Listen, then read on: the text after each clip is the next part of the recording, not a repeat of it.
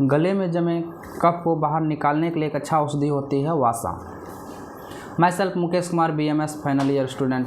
आज हम बात करेंगे वासा। वासा पत्र हम लाए हैं आपको दिखाने के लिए, इसको आप पहचान सकते हैं।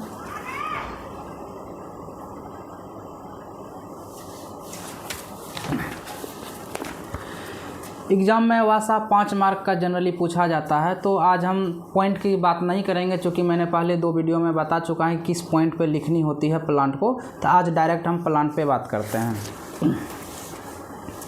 वासा का फैमिलीज है अकेंथेसी है और इसका बॉटनिकल नेम अधाटोडा वासिका है। इसका पर्याय की बात करेंगे तो इसका सिंहास्य इसलिए बोला जाता है कि इसका जब फ्लावर को आप देखेंगे तो सिंह के मुंह के समान आपको दिखेगा। अडूसा, इसको हिंदी में अडूसा बोला जाता है। इसका स्वरूप की बात करेंगे तो झाड़ीदार होता है। इसका छूप होता है, कोई बड़ी वृक्ष नहीं होता, छोटा सा छूप होता है। 4 से 5 फीट मैक्सिमम इसका हाइट जाता है। पत्र जो है 3 से 8 इंच लंबी तक होती है और रोमस होती है, दुर्गंध युक्त होती है, अंडाकार होता है। जैसा कि आपने अभी देखा कि ये आगे में ये भालाकार अंडाकार आपको दिख रहा है, ये लंबाई में होती है। ऐसे ये वासा की पत्र हम लाए हैं। इसमें फ्लावर नहीं है, आप फ्लावर जब देखेंगे तो सिंह के मुंह के ऐसे आकार में दिखता है, इसीलिए इसको सिंहास्य बोला जाता है। पुष्प जो है इसका श्वेत वर्ण का होता है। अब इसकी जाति की बात करेंगे तो कृष्ण वासा होता है, जो कि बंगाल में प्रचलित है। उत्पत्ति स्थान की बात करेंगे तो समस्त भारत में ये 4000 फीट की ऊंचाई तक ये पाया जाता है।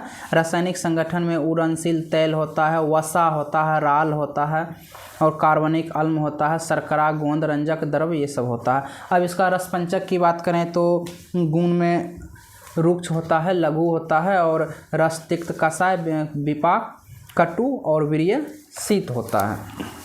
दोष कर्म जो है यह लघु, रुक्ष तथा तिक्त कषाय होने से कफ एवं शीत तथा तिक्त कषाय होने से पित्त का शमन करता है। अब कर्म की लिखेंगे कि कर्म जो और प्रयोग लिखेंगे, ये मेन होता है। कर्म और प्रयोग की सीक्वेंस आपको सेम रखना है। तो कर्म में पहले हम बाह्य देखते हैं, बाह्य क्या उपयोग कर सकते हैं। तो सोथर और वेदना स्थापन में हम उपयोग करेंगे, कुष्ठघन भी है। और अभ्यंतर में नाड़ी संस्थान में अवसादित करता है। पाचन संस्थान में कषाय और शीत होने से स्तंभन कार्य करता है। रक्त व संस्थान में यह रक्त शोधन और रक्त स्तंभन की कार्य करता है। और श्वसन स्थान सबसे इम्पोर्टेंट है ये, क्योंकि अगर दूसरा थोड़ा कम भी आप लिखेंगे चलेगा, लेकिन श्वसन स्थान को आप इसमें अच्छा से लिखें क्योंकि इसके लिए ही ये इंडिकेटेड है कि इसमें देखिए क्या लिखा है कि कफ को पतला कर बाहर निकालता है, श्वसन नलिकाओं का प्रसार करता है, श्लेष्म हर, काश, कंटक्य, श्वास हर, ठीक मीन्स काश श्वास किसी को है। इसे वासा का अभी आप आगे इसका प्रयोग अच्छा से देखेंगे कि जैसे प्रयोग में संस्थानिक बाह्य इसका वर्ण शोथ, नाड़ी शूल में, चर्म रोग में भी इसका इस्तेमाल करते हैं, ठीक है। उसका अभ्यंतर में देखते हैं पाचन पे स्तंभन, अतिसार, प्रवाहिका में इसका इस्तेमाल करते हैं। रक्त व संस्थान में हृदय रोग, रक्तपित्त, रक्त प्रदर में इसका इस्तेमाल होता है। श्वसन संस्थान में काश, श्वास, यक्षमा में भी इसका प्रयोग होता है। श्वसन नलिकाओं का प्रसार होकर दम फूलना, किसी को अगर दम फूलता है तो उसमें भी काश श्वास, या किसी को पुरानी खांसी है, गले में बलगम जमा हुआ है, उसको भी पतला कर ये बाहर निकालता है। कफ के साथ या खांसी के बाद मुंह में रक्त आता है तो भी अब वह बंद हो जाता है इसके प्रयोग से।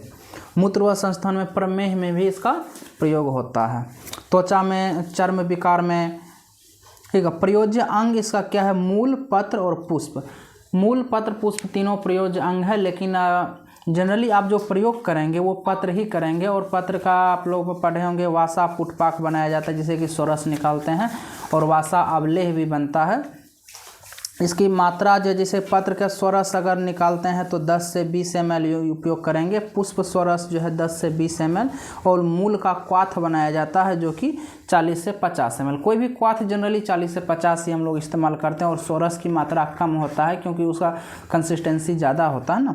और विशिष्ट योग देखिए, वासा अवलेय होता है, वासा रिष्ट होता है, वासा चंदन आदि तेल भी बनाया जाता है, और वासा पुटपाक आप पढ़े होंगे रसशास्त्र में। वासा पुटपाक के विधि से वासा का स्वरस निकाला जाता है। तो आगे हमें कमेंट में बताएं कि आपको कहाँ दिक्कत हो रही है। धन्यवाद।